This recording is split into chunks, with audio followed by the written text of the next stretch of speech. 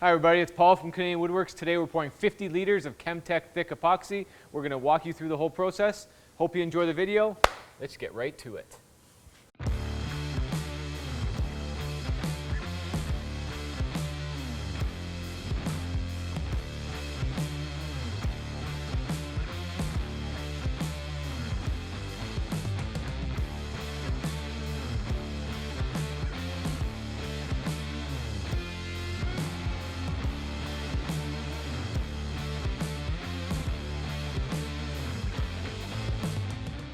All right, so we've been requested by our customer to make a table 96 inches long by 42 inches wide. Super exciting, always pumped to do this. We got a beautiful walnut slab that we're gonna pick, and it's larger than we need.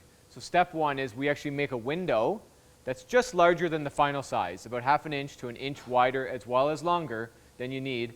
We then lay that window out over top of the slab, and then that way it's gonna give you a perfect visual representation of what you're gonna get in your final table. We just mark lines with a Sharpie marker. Then from there, very easily, we just cut it with a skill saw. A little handheld battery-powered DeWalt usually does the job for us. Once we have the slab cut to size, we're gonna need to prep the edges, especially with black walnut. It has a bark layer that's very brittle and the epoxy does not get through to the wood, and that down the road can easily separate. So you wanna remove all the bark and get to that white sapwood. We do this using a draw knife. We'll also use a sander, and then we go right to a brush sander. I love using the brush sander because it leaves a textured edge, and I feel like it really lets the epoxy bond and get into the wood to give you that extra strength bond that we're looking for. So over the years, the forms that we've used have evolved. We typically now use a base layer, which is a solid HDPE sheet, which in this case is 3/4 of an inch thick. We need a final table size of 96 inches long. The HDP itself is a ½ inch longer, so we're actually going to put the ends on the end of the HDPE. We're going to do this by drilling, adding in some threaded inserts, and then we're going to be able to bolt the edges onto the two ends. We're then going to make melamine sides that fit between those ends. You have two options. You can fully build the form and then drop the slab in, or you can build some of the form, put the slab in, and then build the rest. This is what we decided to do. We added on the ends, then we put the slab in the form, and then added the two sides, clamped them down solidly. And if you didn't already know, if this is your first go around, if it's not your first go around, you already know this, wood will actually float in the epoxy. So it's very important that you actually clamp down the piece of wood or put a bunch of weights on top of it so it doesn't float after you pour the epoxy. So for this pour, we're using ChemTech ChemThick. This epoxy is designed for 7-day cure time before you're going to take it out of the mold. So a very long time that the heat is going to be generated. This allows us to pour it up to 3 inches in thickness and about 45 liters to 60 liters in volume, depending on the temperature of your shop. All these ratings are at about 22 degrees Celsius. The epoxy itself is crystal clear. It'll have 0 micro bubbles and there's 0 VOCs, so no harmful chemicals are floating off while we're mixing or while it's curing. Very, very important for our own health. The epoxy is a 2-to-1 ratio epoxy. For our situation here, we're not actually measuring. We're just going to add in each kit because each kit comes with an equal amount of A and B that you need to make that ratio. So we're just going to dump in all of A, all of B into a pail, use a drill mixer to mix it. You want to mix really, really well. You want to be mixing for 5 to 10 minutes, scraping the side of the barrel as well as the bottom of the pail, not the barrel.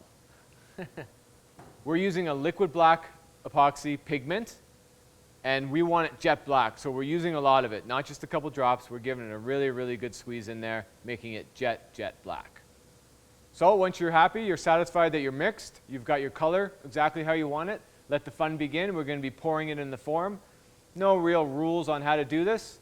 Obviously wear your safety glasses because it can splash. Other than that, have some fun, make some videos for Instagram. Let's get pouring.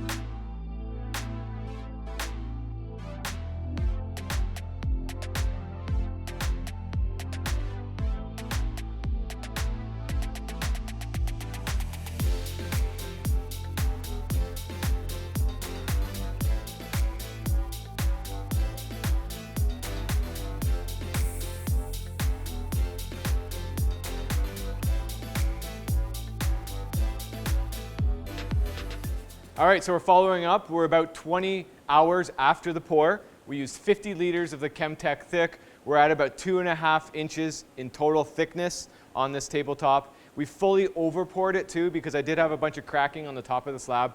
I wanted to get everything filled in one shot. I also like that if I do have any bubbles, although notice we have virtually no bubbles, the epoxy does fully release all the bubbles, fantastic. If you didn't do a tint to this, you're gonna have no micro bubbles in the crystal clear epoxy.